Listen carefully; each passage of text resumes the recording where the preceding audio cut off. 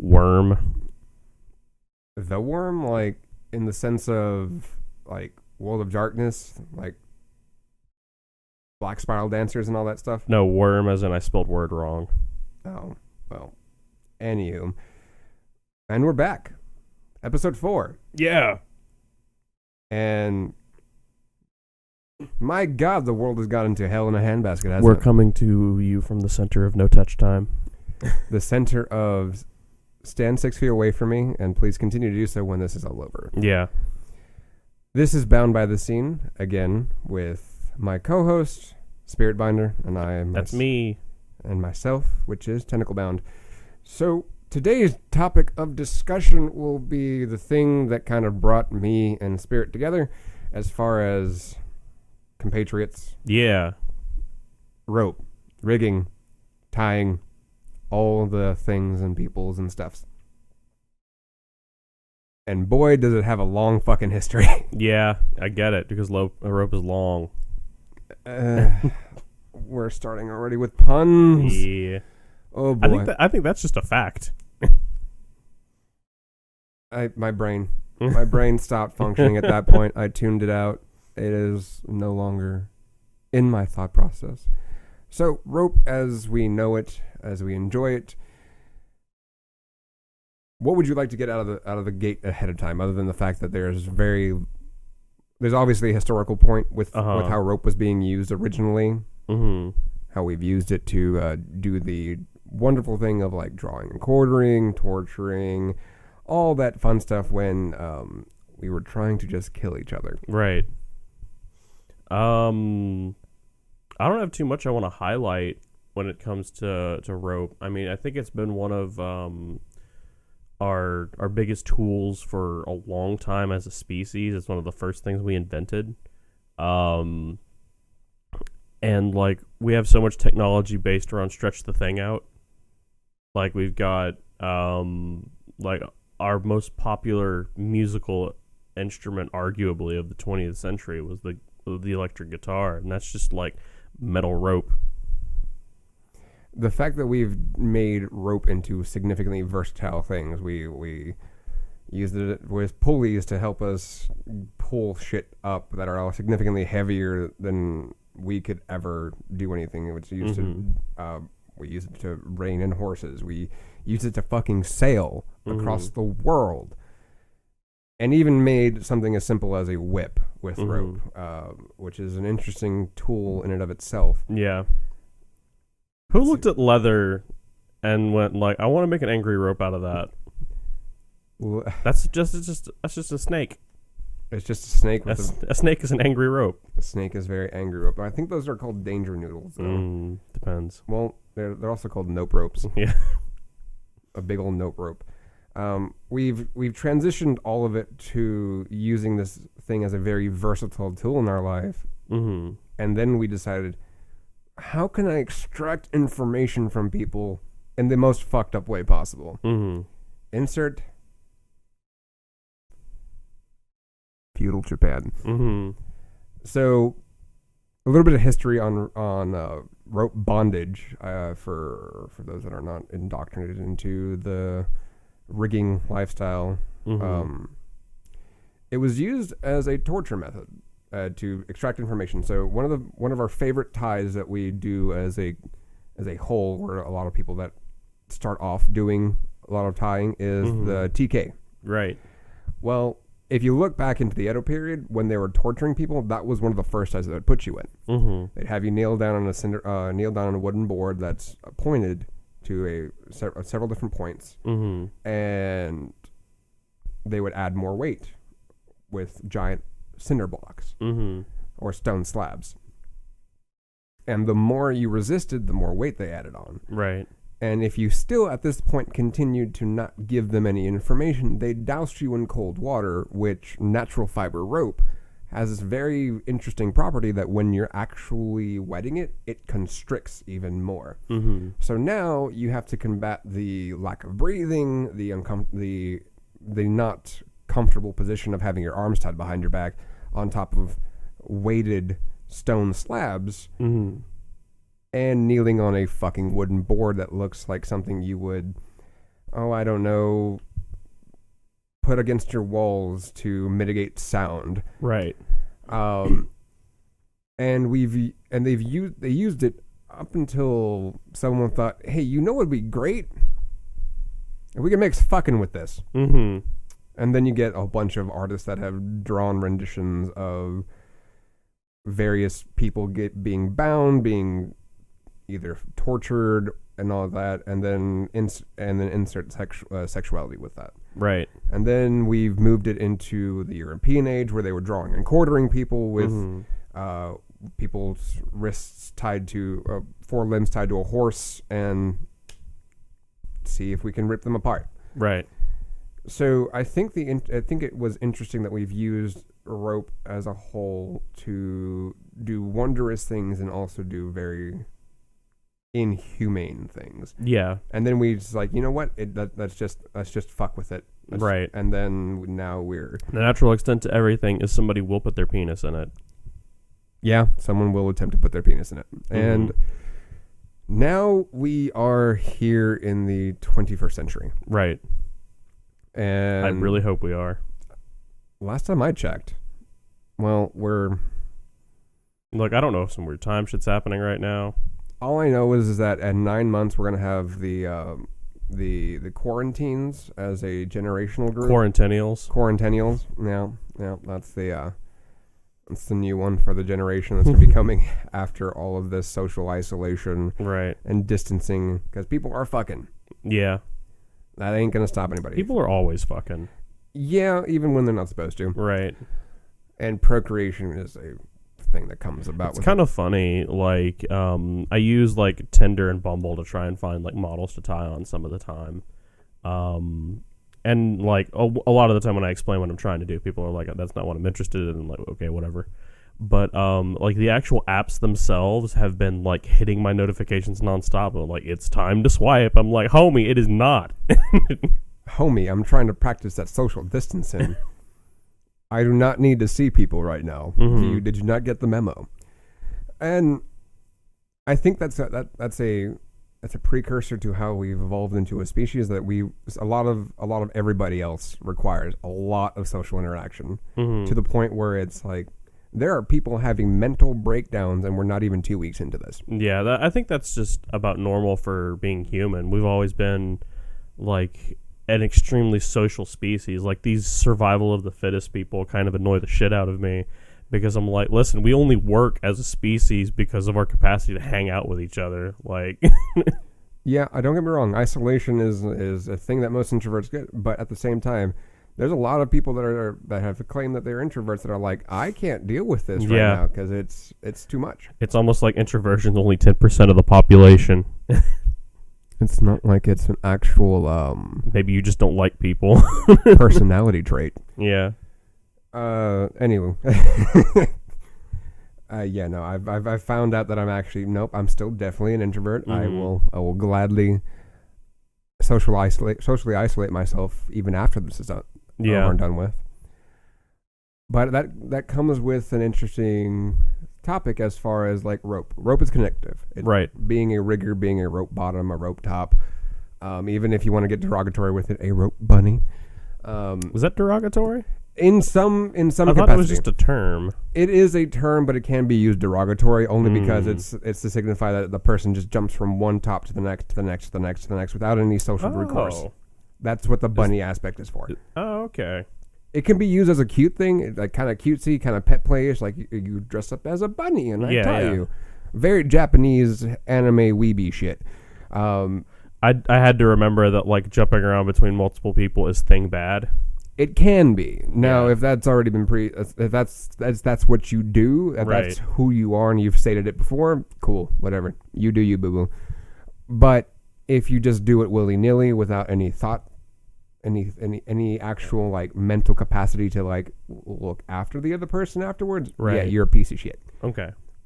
At least that's how it's portrayed. Right. And the same can be said with being a top and just tying a whole bunch of people and not doing aftercare for them. That's another thing that we'll eventually... I am done with you. Into the barrel. I'm done with you. Into the ether. Now, we should get a barrel, put people in it.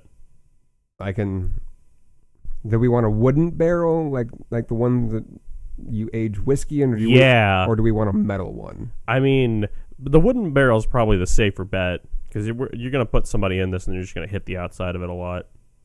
Yeah, that sounds a lot better. We will put that on. Because we can find people that want to do that.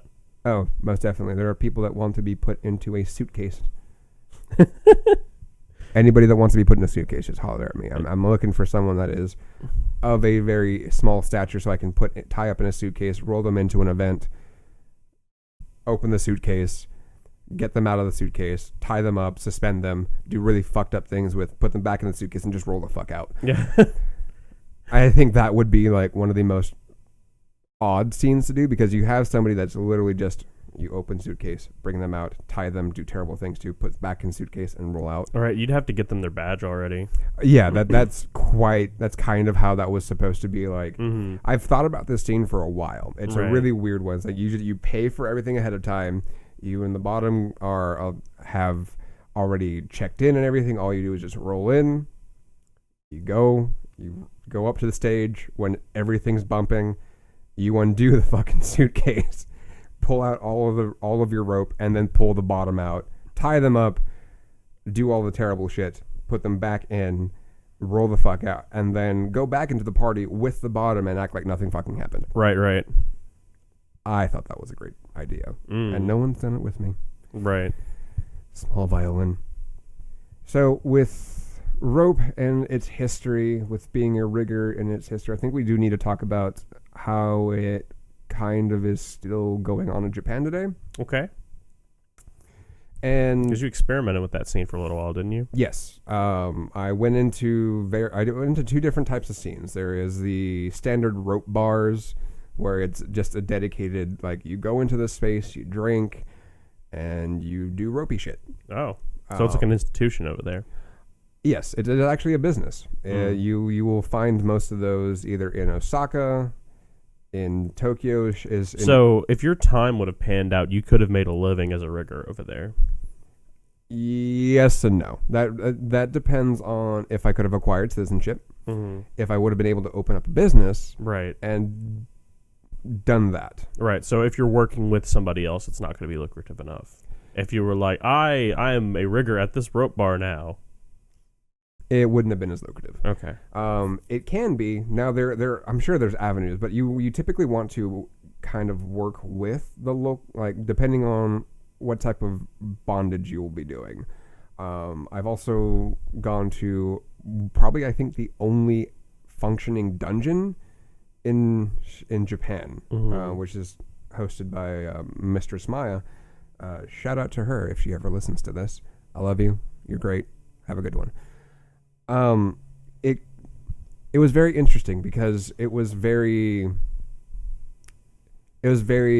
like they do their own thing at this own point in time, and it's still a very sexualized thing over there. It's kind of it's a business, right? You go there, you do the thing, just don't fuck up. You're held to your own standards. But I could have paid Mistress Maya for one of her slaves to tie that evening.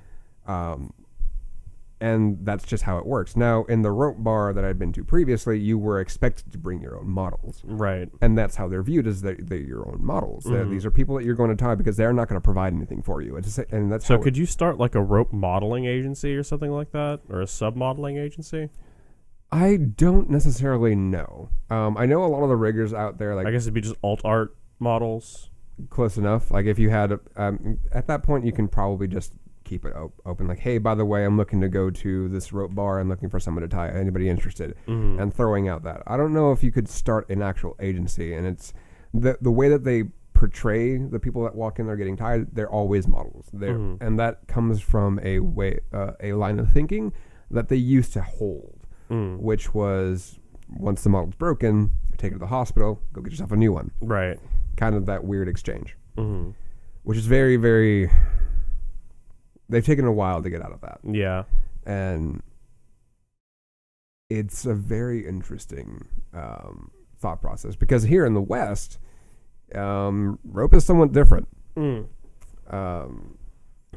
Rope is used in a very different sphere. It's a lot more I would say it's a lot more connective, I guess, in some regards. It's a lot more interpersonal as opposed to just it being that thing that you do on the weekends and get hot and heavy with, right? Or something artistic, because there's a lot of different ways to do it. There's a lot of different thought process and a lot of ideals that are not very interchangeable when it comes to like East and West. Right. We do a lot of the same things, but we don't have the same thoughts in regards to that. Right. I guess the biggest example is that the drinking and rope, that is allowed in Japan. Right. Because you're an adult, you're supposed to be able to hold... It seems like it's part of the culture over there even. Yes, because Japan does have a very, very different drinking culture than we do. Oh boy, a lot of nights. Fuck, a lot of guys. It's like you can get as brick-faced as you want as long as you have a job kind of deal. Yeah, you can get as shit-faced as you want, but also it's part of their like businessman thing where you're supposed to go drinking with your boss. Right. And it doesn't matter how shit-faced you get, you have to be at work in the morning, but because your boss is drinking, it's okay. Right. So you'll see salarymen like passed out in the bushes, and still in their fucking work uniform, which is the business suit and everything with their briefcase attached to them, just plastered on the streets. Right. And that's perfectly okay. Mm-hmm. And here in the West, it's not like that.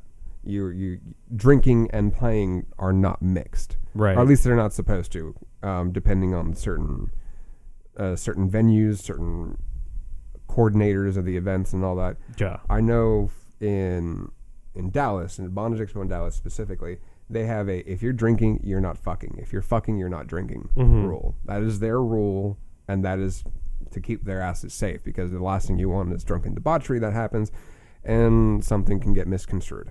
Right. That's the last thing that they want. In Japan, different. Like you know what you're doing. If you fuck up, you're gone. Right. It's a one strike rule, which is interesting. As opposed to here, there's a lot of people that can get away with a lot of things because of a name. Mm-hmm. So Japan's dynamic with rope and sexuality is very different from ours. Mm-hmm. Which was kind of a culture shock when I went over there the first time, because I was taught in a very different way than studying under a rope master for a while, getting his approval to start tying and all that fun stuff. Because in kink we have this: you get mentored by a certain person, that mentor follows you for a round, and then once you're done with their teachings, you go and seek other forms of knowledge and then progress forward. That's not how I learned. I learned, okay, I got my basics, went to conventions, started tying a lot more, learning various things that worked for me, different ties, different this, and then found my niche and the style of rope that I wanted to do. And I think we can start kind of identifying what those are, because we've now established the differences between Eastern rope and Western rope, and I like to say there's about 4 schools of rope, right? In reality, at least as far as I've seen. And those 4 schools go shibari, kimbaku, Western style rope, and then seminawa. So shibari in and of itself is, if you translate it literally, it just means to bind. That's it. You're just tying to tie. Kimbaku is a slightly different school. And it's hard to find the differences between the two, because one of them, if you look at most kimbaku artists, a lot of them only do ground to partial suspension. Okay. Whereas shibari is full suspensions and all that. Western style rope is a lot more decorative, or you do the damsel in distress type of ties, where there's duct tape over the mouth, very white rope, bound, hog-tied, and all that fun stuff. Or you get the very decorative Celtic-esque knots. Right. Or some corsetry that is involved with that. Or there's actually a rope artist in France that does rope bondage as fashion. That's cool. I think he goes by Fred Kyle on FetLife. The dude's work is really crazy. He will make full-on dresses out of just rope. Or like bikinis or summertime wear and whatnot. That's really cool. It's very awesome. And then you have seminawa, which is you take the original concept of rope, what Japanese bondage was for, which was torturing people, Mm-hmm. and that's what Seminawa is. So out of these 4 schools, various different people intertwine and mixed what flavors they enjoy and like. I prefer Seminawa. I enjoy torture rope, but I do shibari as well. Mm-hmm. What schools of rope do you lean to? I think shibari is the closest thing you could probably say for me, with a mixture of like Western style, because I like really cool fashion stuff. Hajime Kanoko is one of my go-tos, and like he does as much tying up of people as he does just straight up rope art, and that's like a style that I really like. Gorgone is another one that I study a lot of, and I don't know what you would call her style.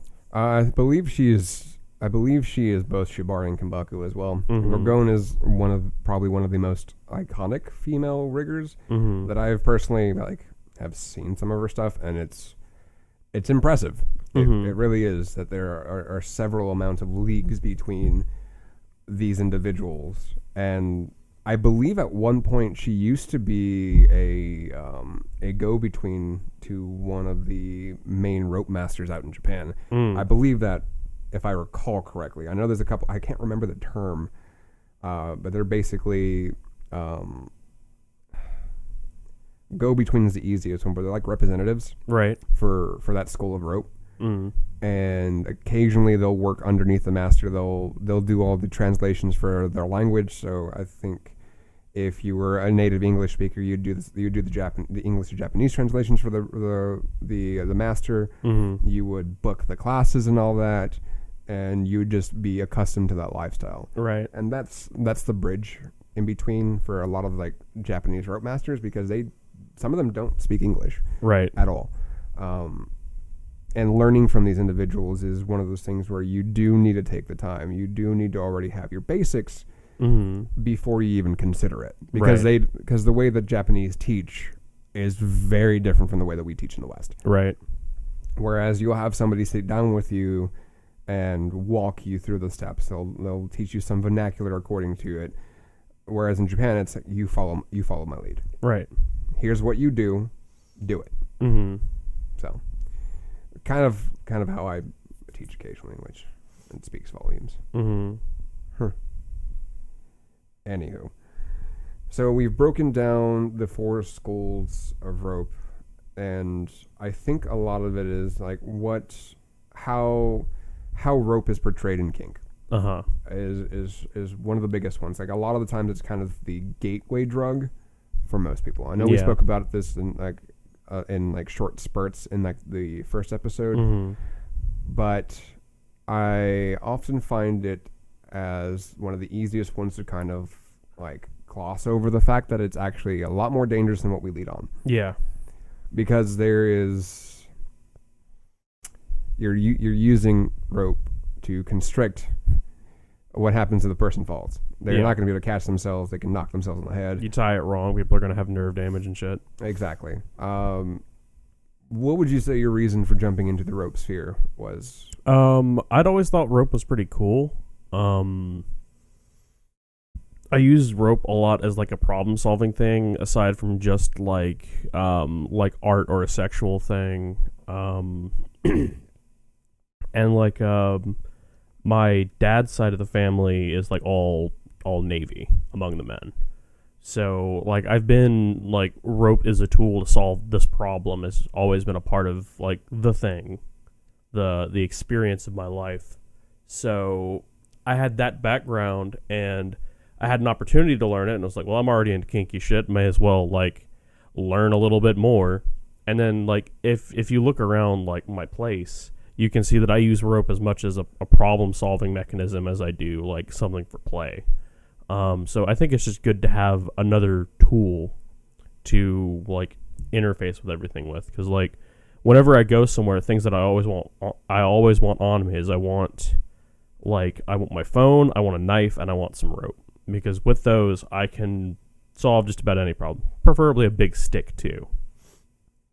A big stick does help in a lot of instances. Also, Why did I do rope? Oh yeah, I was bored one day. That's kind of how I got into rope, and yeah, kind of crashing and burning into that one, and then it just took on its own life. Let's see here. So a lot of the people that I see jumping into rope now as wanting to learn how to do the shibaris, the kambakus, tying up people, is used for various reasons. Some people just want to tie so they can fuck. Cool, kosher. You do you.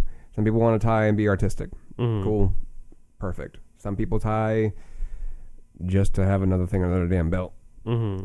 Others like the performance aspect of it. I'm one of those people. I love performing. Give me a night where I can show off exactly what I can do, wear a nice fancy suit, wear a mask and all that fun shit, and just go to town. I love that aspect of rope. But a lot of the issues that I've run into with the learning aspect of it is there's not enough people that know the reasons why we do a single column tie the way we do. And there's a reason why there's so many different variations, is because they have a different level of intent behind it. And figuring out what your intent with rope is probably the first thing I'd end up talking to people about whenever I'm like taking on somebody to teach the basics to. Yeah. What is the reason for it? Why do you want to learn this? Do you just want to learn how to do rope to fuck? Because we can just teach you the basics, and then you can just go about go to town. And you just go to town. Or did you want to do something a lot more extravagant? Do you want to do it for a fashion sense? Because we can go and sit down and pick up one of the books that I originally owned was the Two Naughty Boys bondage book, which shows you how to do coin knots and everything, and you can use them for decorative purposes. So you can have that little nice fashion-esque part onto your rope scene, right? And I think that's one of the things that we should kind of instill on people, is learning what your intent is with rope. Because if you don't have a grasp of what you want to do with it, I think a lot of the things and the reasons behind it will kind of fall to the wayside. Why we do a quarter turn and then cinch down this knot gets lost in the meaning because there's no intent behind it. What would you feel about that, as far as like understanding your intent before you even jump into it? I think, when you're doing any task, having a goal in mind is going to kind of steer how everything else goes. So if you don't know what you're trying to do when you start, it's going to be hard to get you to what you want to do. And like, this is rarely a professional thing that you're taking up. So if you're doing this for fun, but you don't know how to get to the fun, that may be a problem for you. So I think knowing what you want is always the first step in literally any process, I feel. However, you may just be somebody who's in it because you think it's really cool. Like, that's how you got into it. You were bored. Yeah. And you're like, I'm going to learn this thing. And you learned everything about it. Yeah. But it wasn't until later that I ended up finding what actually the intent was for me.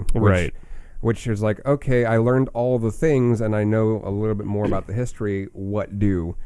And I think that's where I kind of fell short on the wayside for myself, because that's at one point I dropped rope entirely. Right. I dropped it and I focused on all the other aspects of my kink life. I was focused on being more of a sadist. I learned a lot more about edge play. I even did an edge play group to kind of like garner a lot more ideas, so a lot more people can be informed about how to do these specific things. And it wasn't until I started learning that I can use rope as a tool to hurt people, that's when that intent changed how I used rope entirely. Right. It turned into this, like, it was almost like a light bulb. It's just like, oh, well, I can do what?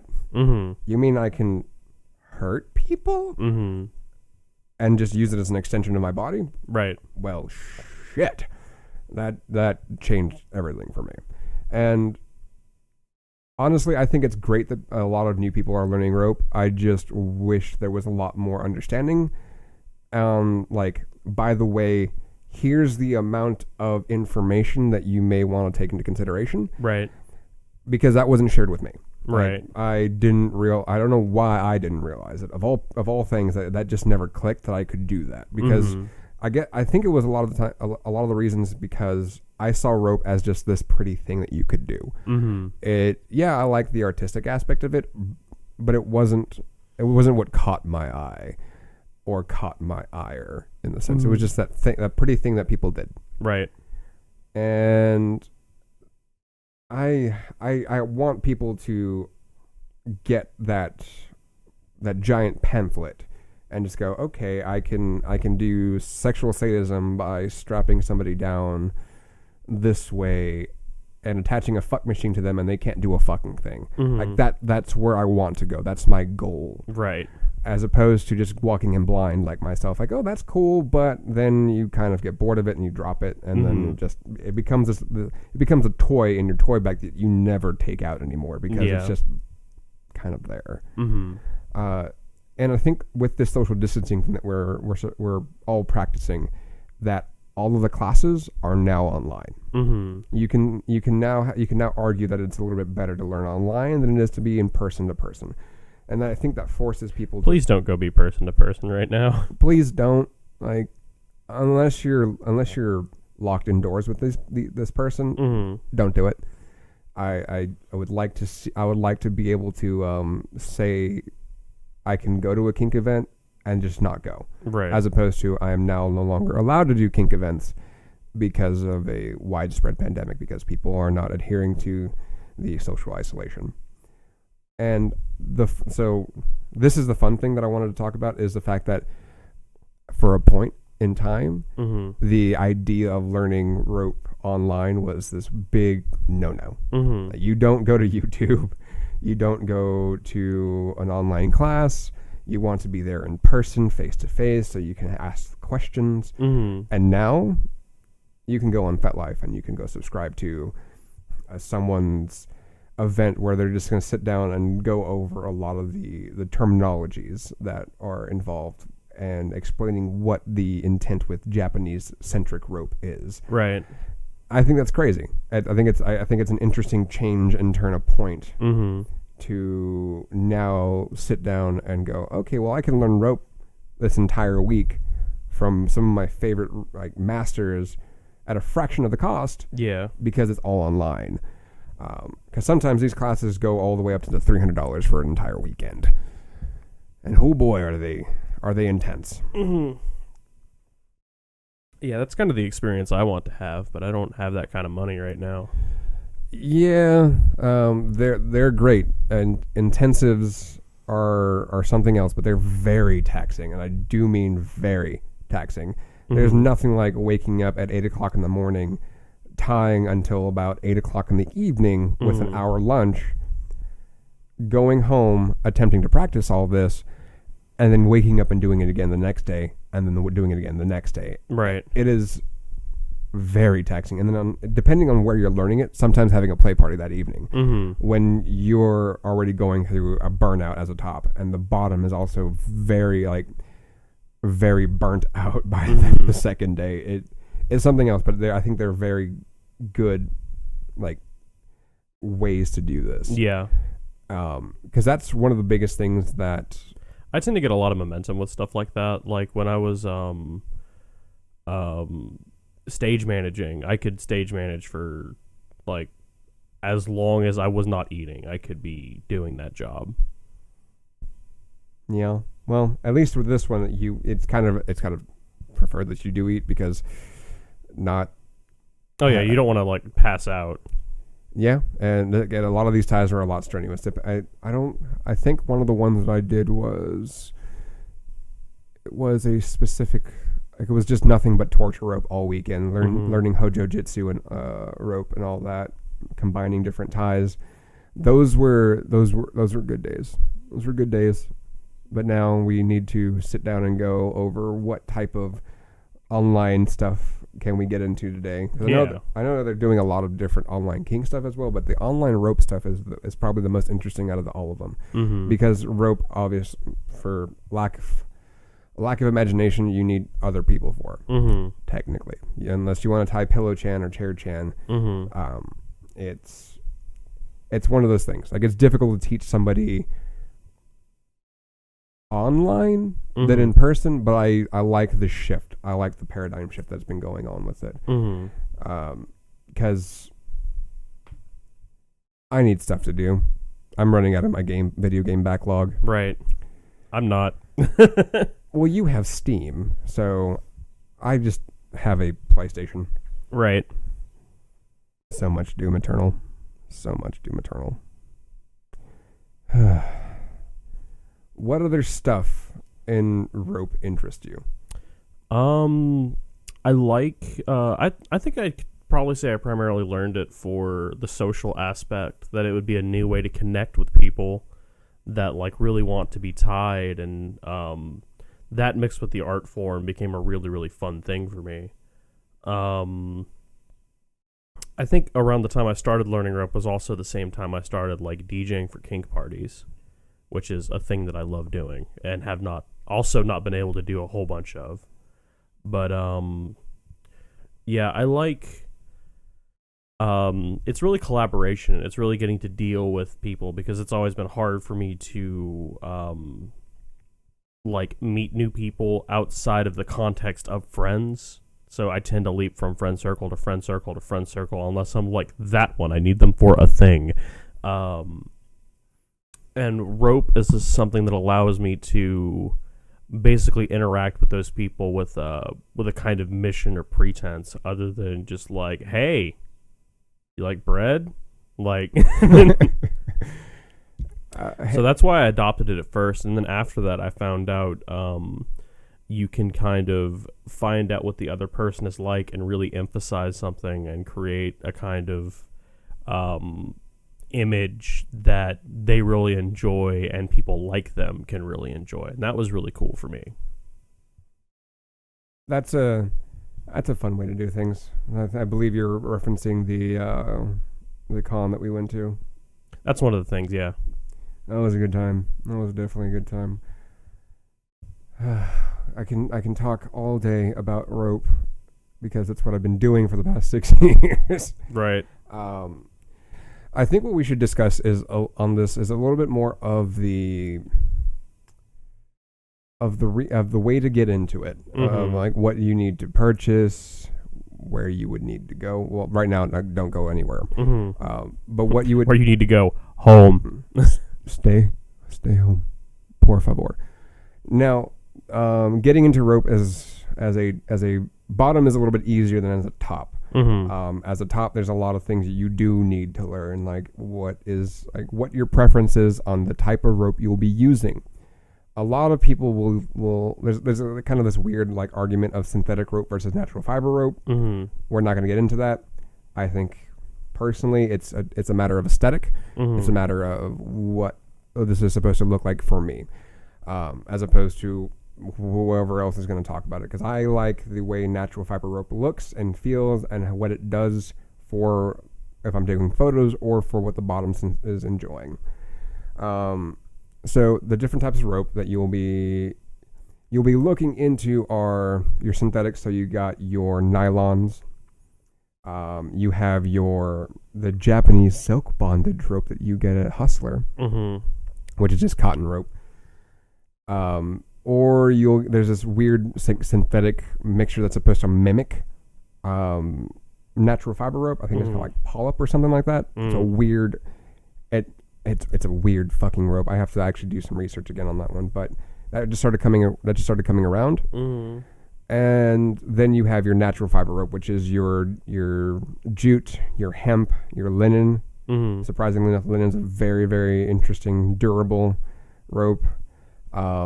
Your actual bamboo silk, even cotton, natural fiber. Your coconut rope, or I think some people even use like alpaca hair. Oh, wait, that's new. That is a weird one. It has a weird texture to it. I think that's why people use it. But most people, if you're going strictly like Japanese-esque rope, you will stick with your natural fiber rope. If you're doing more Western rope, you'll do some of your synthetics. learning how to purchase rope or like what type of rope you'll be looking into will dictate exactly what type of ties you'll be able to, because thicker rope, well, it's great, but we double our rope up Right. whenever we're doing it. So I typically use 5mm rope, which is the diameter of the rope, and then I use 8-meter lengths. For us Americans, that is about 28 to 30 feet of rope. Yeah. And then fold that in half, and you get that 15 to 16 feet of rope. And from there, you can kind of sit there and go, well, what is the texture of the rope? Like jute is a very coarse rope if you don't treat it properly or treat it at all. It can be very abrasive, very coarse. Hemp is a little bit more forgiving, although I am allergic to hemp, so I don't touch it. Right. Really. Last thing I need is to break out in hives while I'm doing rope. Then I've cross-contaminated, all that fun shit. We don't want to play with that. So what I know what your preferences are specifically because you use some of the similar rope that I do. Yeah. But just for the sake of this podcast, why don't you inform us on why you like your rope? Well, I use jute because I really like the texture of it, and I really like how it will adhere to itself.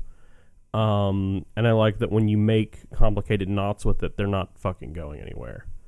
I'm a huge fan of that, and I like the ritual process of treating the rope. That is a thing that is very special to me, but I don't think that's necessarily related to any sort of technique. It's just a thing I like. And I like the history behind jute a lot. No, the treatment of your rope is also relatively important. So, I mean, it will dictate how the rope feels in your hands, on the bottom's body, as well as the upkeep of it eventually, because you can use jute for up to about 2 years if there's no fraying in it. It's a relatively dirty. I mean, depending on what you're doing, it can be very, very dirty. And we'll talk about rope cleaning and all that in a little bit. It's very durable. It's very sturdy. That's the word I was looking for. Sturdy, not dirty. Talking is hard sometimes. It's got at least 4 stirred. 4, not at 6 yet. And most natural fibers are surprisingly durable. You'll have a lot of the arguments of, okay, well, with synthetic rope, I know the tensile strength of it. I know what it can feasibly hold. Right. That's fine. People can stick to their guns on which is better, synthetic or natural fiber. The thing with that, though, is that it's just a matter. At this point, it's a personal preference. Right. I would like to say that as a person that will fight for natural fiber ropes rights in my rope bag. But the biggest difference between synthetic and natural fiber at this point is the give in rope. And you mentioned that if you tie a knot with natural fiber, it's not going anywhere. Right. Yeah. Unless you undo it. Same thing with friction. Or alternating friction, and a lot of the ties that we do tend to be frictions as opposed to knots. In the standard like practice of rope is you have X frictions, I frictions, T frictions, a friction, rope burn. That's another friction.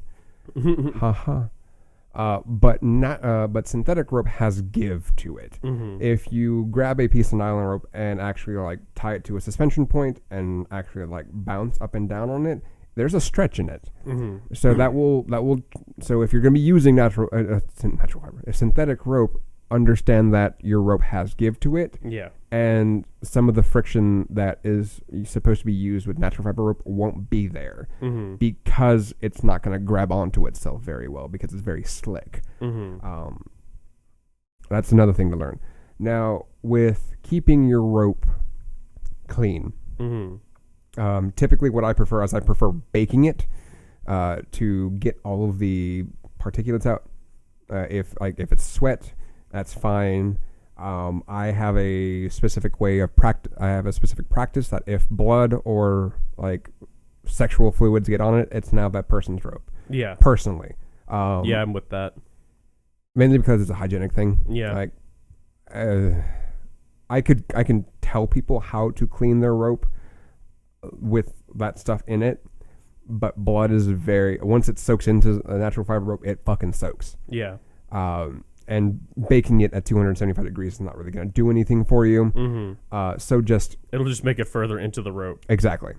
Or even boiling it, because you can boil your rope as well. The only thing is that if you get natural fiber rope wet, you need to stretch it out as far as you can with it, keep it taut, and let it dry as taut as you possibly can get it. It has to be carefully taut. It needs a very good core curriculum to maintain its structural integrity. Right. What the fuck? We are in the wrong country for that. We really are. Oh, goodness. And from there, rope treatment is one of those things where you either do it or you don't. There are some people that I know that just don't treat their natural fiber. They like the little fuzzies on it, and then once they use it accordingly, those little fuzzies go away. Right. I personally like the same ritual aspect that you do with it. I like sitting down and actually taking care of my rope, burning it, singeing it, waxing it, oiling it. For me, that allows it to... Is there a way to make jute, like, actually soft? Yes. Just keep that same process. Like, okay. Once you've cinched it and burned it, like, add a little bit more oil and a little bit more wax. So just keep doing the process? Yes. Keep doing the process until it gets soft. And it will get soft. Because I've met people that have touched my treated jute, and they're like, oh, that's way too rough. And I'm like, you don't even know. When I first got it, it's so coarse it will actually burn your fucking hands because you're working through it. But yeah, if you're trying to make it a lot softer, just go through the process over again. Like, do it another time, even before you bake it. Throw some more oil in it, throw some more... I'm not going to say the other thing because you need to be 21 or older to buy it. And go into that process on continuously. And that's right, a handgun. You're going to be treated and you're going to get soft. You just got to melt. First, you melt down your Glock. What the fuck? You melt down your Glock and then you coat your rope in the fluids. That's why it's so dangerous. It's got real gun baked into it. See, I like to bake my gun with a 12-gauge shotgun. Right. Yeah, you're more advanced. Yeah, that's a technique passed down from my... It's a lot more rope, too. One shotgun can treat 4 hanks of rope. Whereas one Glock can only treat 2 hanks of rope. Right, yeah. This is a fine milling process. Oh, goodness. We have a friend who would flip his shit if he heard this. I swear it's going to be great when he hears this. It will be amazing. You know who you are. DM me when you get this. If you don't know who you are, maybe go into the mountains after the quarantine's over. Don't leave your fucking house. Sorry, I needed a Is energy. That Bang energy drink? We're not sponsored. We're not supposed to say this. No. Man, rope treatment is a whole other fucking topic on its own. Because you can skip a lot of the processes and just go straight to singeing it to remove all the little rope fibers, and then removing the soot from it, and then oiling it and baking it, and you're done. But again, if you want it to be extra soft, like soft boys or soft girls, then just treat it again and again and again until you get that softness that you want. But also playing with it, like throwing it on somebody, because natural oils will do that for you as well. That's why my rope feels different than yours, even though it's fucking jute. They're both the fucking same. But also my rope is older. Right. My rope is about 3 years old. It's been seasoned with people. And baking and oil. Because once you've done the original process of sealing it, you can just add more rope wax to it, add more jojoba oil or subaki oil or mineral oil. Some people do that, but typically the rope wax is made with mineral oil, so that'd be a little bit redundant.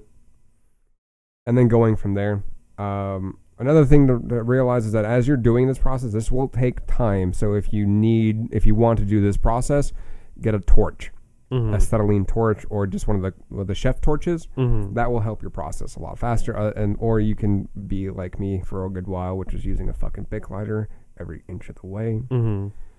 And the reason why I was using Bics specifically is because it's a butane torch.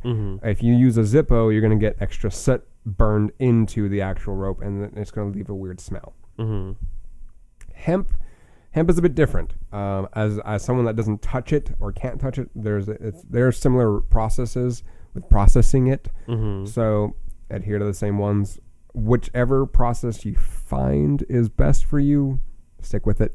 Mm-hmm. I just like the longer process of it. I like the a little bit more traditional way of doing things for myself. And argumentatively, it could be considered as not traditional because people. Yeah. And a lot of these ways of processing rope can kind of be kept to the chest a lot of the time. Mm-hmm. Because sometimes people in the rope community don't like really teaching people how the shit. Yeah. And you'll see that, like, oh, you can pay me this amount of money to learn this tie. Mm-hmm. Only the tie, not the reasoning behind it. Right. Which gets a little gatekeepy. Mm-hmm. And a little dangerous, I feel. Yeah, it does. Boy, we can go into that whole fucking topic in another episode on this one, because this navigating the waters of rigging is one of the special things we'll be talking about right now as a rope top and as a bottom. Mm-hmm. So, learning basics. How did you feel that the basics were for you? Did you find them informative when you were taught them? Did you find them kind of just blasé, like you didn't understand why you were learning such a simple thing? I tend to work from concept first with anything that I learn. And that's about how I learned this thing. Like, when I was taught the TK, it was like, this is a platform for the rest of everything to work off of, so you need to know it. And I'm like, down. Same thing with, like, one of the first hip ties that I learned. It's like, yeah, everything else will work off of this. You need to know how this works. I've also already got very good knowledge of body mechanics since I practiced martial arts for a while. So I had that backing, and it was a really easy bridge to jump. So that's I tend to come at the basics conceptually, because I know that if you get your concepts down, then it's easy just to fill the details in afterwards. That's a very good way of doing things. And for me, it was, I learned the basics and then it was just like, okay, well, now I know them. Why do I use them? Mm-hmm. Or like, why am I supposed to remember this fucking X friction when I'm only going to use it for this? Like, oh, wait, there's a reason behind it. Mm-hmm. And I think a lot of that is, a lot of that process, it has to come from just, again, where you're going to be going with your rope. Like if you're never going to use a TK because the person you're tying can't sustain that position, you should still know it. Yeah. Because it's a fundamental, it's one of those things where if you have that structure down, all of the components are kind of taught within that. Mm-hmm. Your single column tie, which is the first thing that most people will ever learn. Mm-hmm. Or one of the like shibari cuffs that come out of one of the kink books. Yeah. Those are one of the first two things I specifically learned. And I still use those two things to this day. Mm-hmm. And I use Munter hitches significantly, considering that they're fucking aesthetically pleasing to look at. Mm-hmm. And two, it just makes so much sense that when I'm trying to go up and change the direction, that's the first thing that I do, is the first thing that comes to mind. And having that basis for that understanding, having those building blocks, which allows you to be significantly more creative because you have these things that you can utilize all the time. The one thing that I do not like, though, is sometimes people jump a little bit too far ahead. Mm-hmm. Like, why we learn load-bearing ties, why we learn what is appropriate to suspend from and what's not. Right. Now, granted, I'm one to talk because I like torturing people, and doing the far more risque things comes with the fucking territory. Right. It's if I fuck this up, I know how it fucked up because I'm the one that did it. Right. I have that understanding, and it's something I have to come to terms with every time I tie somebody new with this. Right. Because there's always going to be a chance for rope burn, nerve damage, and all that, and trying to mitigate that is important. Hence why I've delved a little bit further into it than I feel like I should have. Mm-hmm. But that comes from the whole, I like anatomy and physiology. I like learning what makes people's bodies like squirm and tick and other ways to hurt people. So that comes with me. That comes with my territory. Right. But learning basics of body mechanics, you have a good understanding of it because of your background. Mm-hmm. Not knowing why someone's arm can go into wrist drop because you're holding on, you're constricting the radial nerve at the forearm, well, not the forearm, the arm. Yeah, if you don't know that the arm has a turn off button, you're not going to know not to tie there. And I find it a little bit frustrating. This is where we're going to start getting into the antics of being not informing people of what the issue is, and people having it go in one ear and out the other until something wrong happens. Mm-hmm. So single column ties, shibari cuffs, TKs, fudos, all these have risks that we need to remember and adhere to. Even as a top, like I've run into some issues while performing. Tendonitis is a fucking thing, and understanding that your own body has limits is one of those things that I find. I wish I would have known sooner, because I would have taken a little bit more precaution. Probably not, but I would have explicitly ignored taking precaution. I would have explicitly ignored taking precaution. Exactly. I would have consented to me ignoring my own fuck ups. Right.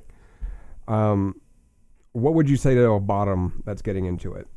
Why? Probably the first thing.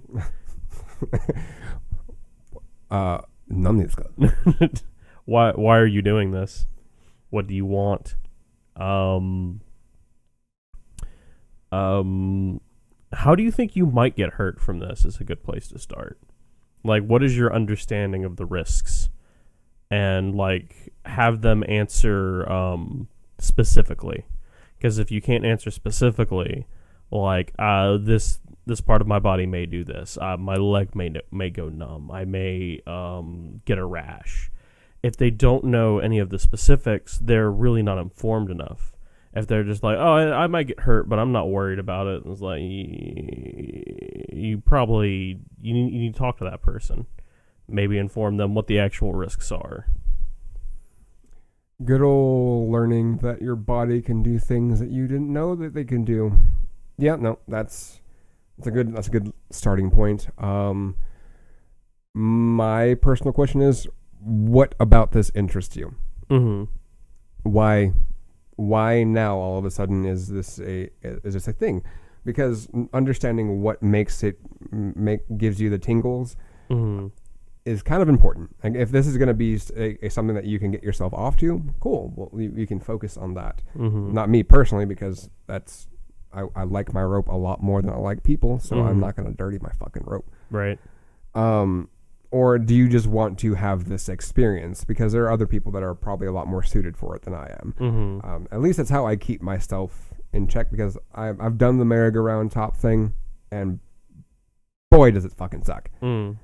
Especially as someone put it to me a while back, there will always be a want to get tied, but there won't be enough people to do it. I have not experienced that yet. Go to a convention. Go to a convention, or hell, when this is over, go to a bondage party. Have your rope bag with you, and just have it out. It's a thing. And it's not a bad thing. It's just there's a deficit of people that actually know, or deficit of competent people that know what to do. Right. And I think that has to do with the fact that people stop learning at a certain point. Right. Like, once someone learns how to do once someone learns how to do a standard suspension tie, they stop learning, and that's all they do. Right. And that becomes a bit of an issue, because you don't know why some of these things are kind of dangerous. Like, the reason why a TK is kind of being phased out in certain regards is because that's not a standard position for the body to be in, and it's very taxing. Our body doesn't want to have our arms behind our back. Like, it wants to have our arms in front of us. So tying a chest harness with arms in front is another thing. Also, tying different body types is a very different thing, because if you tie this person that you've known for a while, for a long, long time, it's kind of limiting yourself as a top. And as a bottom, only tying with one person it can be good. It can be, because it gets you an understanding and a feel for certain things. But learning that there are other ways to do things is very, very good information to have. So that stopgap is an issue that I've seen come up a little bit more. So like, well, we can trek back to the person that almost turned his fucking chest into a Taco Bell Grande fucking thing. Now I'm hungry. I'm a little bit hungry myself. That is, that's a first. Usually I have energy drinks to mitigate that. I'll eat caffeine. I will nom the caffeine. Although I don't think they make chocolate covered espresso beans anymore. Or no, they think they do. I just had to go to fucking Trader Joe's for it. Oof. Yeah, no, I don't. Rip. R.I.P. people. So, how would you suggest that continuation of knowledge be sought out? Because what would make you stop wanting to learn rope? What would make me stop wanting to learn rope? Yes. I'm kind of a glutton for technique. I don't know if I'll ever truly stop. But that probably just comes with me being like a researcher and shit like that. But I think if I can be acknowledged for having my own style, that's probably where I would stop seeking out other people's instruction and stick more to experimentation. But that takes a long time to get to. Yeah, that does. I don't think I'll ever really stop, because while I have my own like way of tying, I wouldn't call it a style. Like that's why I go under that. I'm under a school, like the school of torturing people, torture rope. That's I like the idea of finding new ways to hurt people with it. So right. I don't think I'll ever stop. I'm trying to find a way to mitigate people's like stopping at this, like, oh, I learned how to do suspensions, and now now everything's up for grabs, which is not safe. I think you have to contend with your own philosophy here, because like when a lot of the time when people reach that point, they've gotten what they intended. So if the goal is to get to where you intend to get to, if they get there, they should be able to stop. I guess that would be a contention of my own fucking philosophy then. Yeah, that does go back to intent. So I think at that point, you need people in the community to call out any unsafe behavior regardless of what anybody's intent is. Which is why I think it's important that this is a community-driven kind of practice. Thankfully it is. Because there's a lot of people, thankfully, that will call out bad behavior in the rope scene. Like if you're trying to do rope for the sake of doing rope and learning it just like everybody else is, going to classes, conventions, and all that, you usually won't have an issue. But if you're trying to just be that fucking creeper that only learns just enough to get away with a lot of shit, you'll be called out. Thankfully, that's one of the saving graces of the rope community. You see it at different conventions where as soon as something bad happens, you're in a tizzy if you're the one that caused it. Which I think is a good thing. It's very comforting to see that. At the same time, lynch mobs can get out of hand. But at the same time, I think keeping people safe is a priority. Yeah. Because, again, what we're doing is fucking dangerous. What a brave stance. A brave stance? People not getting hurt is a good thing. I know. Very contradicting. Well, yeah. Let me rephrase it. People not getting harmed. Harmed is a better vernacular for that one, because I like hurting people a lot. Harmed. Permanently damaged. Sound better?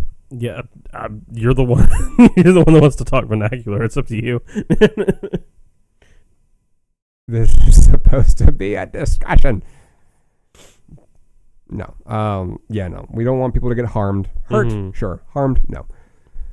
With that being said, I think the only thing to kind of discuss as far as like being a newblet into king, to kink and rope, king to king, to the crown. God save the king. God save the queen instead. We prefer Bowsette here. Yes, I just went there. I think with rope, there's a lot we can go into. We can probably do an entire second episode on just like gravitating towards the more from beginner to intermediate to a little bit more experienced. And that will just come with time. I think so. Locating rope events specifically right now, all online. Yeah. If you go to FetLife right now and look up, I don't know. Let's just off the top of my head, studio. We'll just type Wicked Dave and Clover. They are doing a lot of online classes right now, and a lot of online videos to kind of like bridge that gap of people wanting to practice but not being able to due to social distancing. Right. So that's a good place to start because they do a lot of very beginner-friendly stuff, learning how to treat your rope, how to tie single column ties, learning what load bearing actually is, how to properly tie on bamboo posts, and all that. I think that's a good place to start since right now most kink communities are under lockdown. Right. Unless you're living with your partners, then the only way feasibly you can do that is online classes. Sometimes they do it live too, so you'll be able to see and ask questions and go about it that way. I think that's really the best way to do this at the moment, because you'd be surprised on like how limited people are when it comes to rigging in various places. Like there's hardly an actual place right now. Like if the quarantine wasn't going on right now, if lockdown wasn't happening, social distancing wasn't happening, there's not really a lot of places to learn rope here. Right. So a lot of it becomes interpersonal. You have a lot of people that will like seek out information from the individual that they know that does rope, or has to be pointed in the right direction, and that's kind of where it's at. But right now, everything is open and available. Those wonderful riggers that are very renowned, that have a lot more knowledge than I would have, are opening up their studios online. Take that for granted. Take that for what it is. Like, take advantage of that. Always take advantage of as much knowledge as you can. Take it easy, but take it. That's a good way of putting it. Anything else you would like to add for right now? Not really. A lot of my rope stuff is kind of hard to put into words, and I think that's why I came into rope in the first place, because I fucking talk to people all the time. So being able to do something with my hands and being able to play around and experiment with my hands is pretty important. Like, rope started to become an anti-anxiety measure for me for a while, to where I could just, like, if I need to not think about something, I can really concentrate about maybe tying up chair chan or something like that. That's a good way of looking at it. At this moment, I know that as an individual, I've been doing a lot more like self tying, because it's become this comfort thing. Like, it's just like I like having rope on me. Yeah, it's a great thing to sit down and tie myself while I'm playing, and then play video games while I'm in this position, because it's just a way for me to kind of zone out. Right. And also, my roommate is learning how to do rope too, so I get to teach another individual the basics on exactly where to go with their intent, and they can practice on chair chan at the house, or pillow chan, because they have fucking body pillows.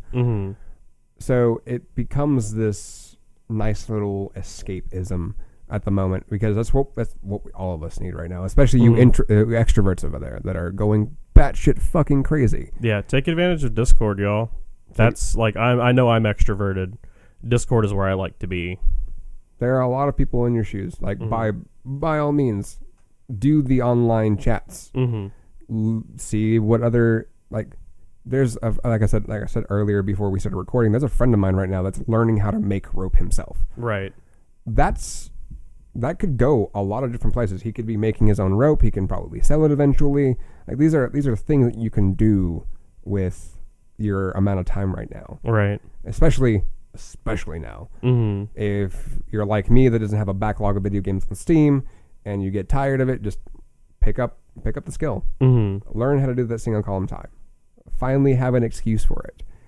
And if you want to learn more, we'll do another episode on this. Yeah. On exactly like the intentions of the Japanese bondage and all that. Because that's a lot where my mindset is when it comes to it. Right. As opposed to the Western style, very decorative, artsy stuff. Mm-hmm. And we can go into that. I'd honestly like to be able to live stream from a studio or something. I think that'd be really cool. That would be pretty cool. Like if we could get like 4 or 5 DSLRs with different angles, that could be kind of neat. I need to get my camera back, Mm-hmm. and it's a 4K mirrorless, Mm-hmm. and that would be good use for it because it can record 4K videos. So I just got to find the configuration on basically turning it into a video camera, Yeah. and then having it stream or uploading the stream. Is it a Canon? It's a Fujifilm. Okay, I think most have drivers that will let you use them as a webcam. Really? Mm-hmm. Like I know my really old Canon back there can do that. Yeah, I just got to find the right drivers for it, and I can probably do that with that one. But again, I just need to get my camera back. And at the moment, I think that's about it when it comes to the introduction to rigging and all that. There's a lot of vernacular that we didn't go over, which is at the moment is fine. You're just jumping in right now. You're getting your feet wet, Yeah. your toesies wet, and as a top, you'll have a lot more that you need to kind of learn and work with as far as like the body is concerned. And bottoms, you'll need to understand that everybody's body has a limit. Mm-hmm. Understanding yours and knowing where to go from there is very important for you. Yeah. You want to understand that if you can't bend a certain way, that's perfectly fine. Yeah, make that known. Make that known. Also, learning how to vocalize what appendages are specifically not feeling appropriately. Because if you've ever had your radial like locked off, knowing what fingers go out is important. Also, being very specific on what's going on will help. And if you can do that as a bottom, you're already ahead of the curve. As a top, understanding that maybe it's time to bring somebody down instead of like continuing is a very good way. Yeah, be ready to cut your own rope at any time. Yes.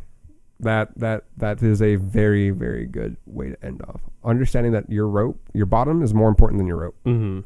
Learning to be okay with cutting it is a very good thing to know. Yeah, because then you get to treat more rope, and that's cool. Exactly. You get to treat more rope. You get to purchase more rope. Be a good time. Anyway. Got that 10 out of 10. 10 out of 10. Nice. All right, I think this is a good place to kind of end off. You can reach out to our email for resources. We'll be glad to respond to that. Yes, and thank you for those that are subscribing to the YouTube channel, because I know we've had to shift over things from SoundCloud to YouTube only because of limitations. It seems like the YouTube channel is limiting me to a specific amount of time that I can have things rendered, so I might be cutting these in half and doing like continuations depending, and I think it's because the channel is just starting out. So Thank you to those who are subscribed. Thank you to those who are watching. We'll catch you next time. Auf Wiedersehen. Au revoir. Jamais. Peace. Bye.